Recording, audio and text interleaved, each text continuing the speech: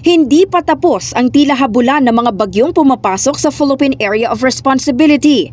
Kakalabas lang ng bagyong Nika kahapon, nakasunod na agad ang bagyong Ophel at meron pang isang binabantayan sa labas ng PAR na tatawagin namang bagyong Pepito. Dahil dito, nakapagtala ang Department of Social Welfare and Development ng 2.7 milyon na pamilya sa Luzon na apektado ng magkakasunod na bagyo kung saan karamihan dito ay mula sa Bicol Region.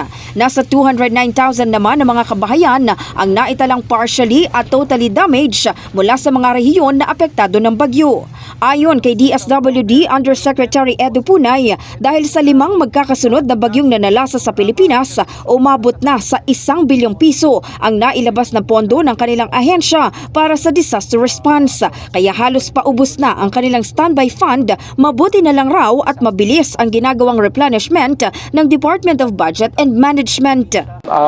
May natira po tayo so far na 100 million na standby funds. At meron tayong inaantay partner. Apart from that 100 million standby, may paparating po na 875 million. So we're expecting it within the week or next week. Makukuha natin yung pondo na yan para makatulong sa pag-prepare naman sa mga paparating pang bagyo. Pagdating naman sa mga family food packs, meron pang naka-standby na 1.3 million.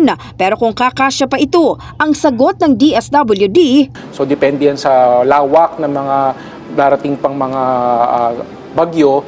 Pero by projection, kung magkulang man yon, mabilis ang ating procurement na process sa disaster. Kaya kung magkulang man, may standby funds tayo, makakabili tayo agad-agad. batay sa tala ng ahensya, nakapamahagi na sila ng 1.4 million family food packs mula pa noong Bagyong Christine. In the heart of changing lives, ito sa Brigada Maricar Sargan ng 105.1 Brigada News sa Manila, The Music and News Authority.